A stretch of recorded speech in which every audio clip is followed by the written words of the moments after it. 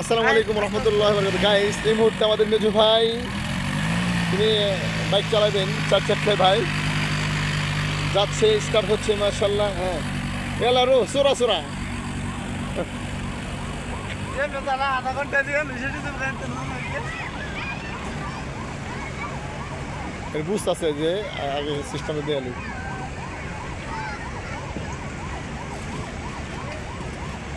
মাশাআল্লাহ আমরা আসছি মক্কার প্রাণ কেন্দ্রে, হুদুদের সীমার ভিতরে আল রাজি মসজিদের পাশে এই পার্কটি নির্মিত।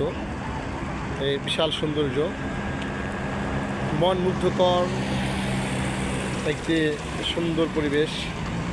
এখন রাত বাজে 12:21। সুন্দর একটি পরিবেশ এখানে। ওই আমাদের সজীব ভাই, তিনি চার চাকার মোটরসাইকেল চালাচ্ছে।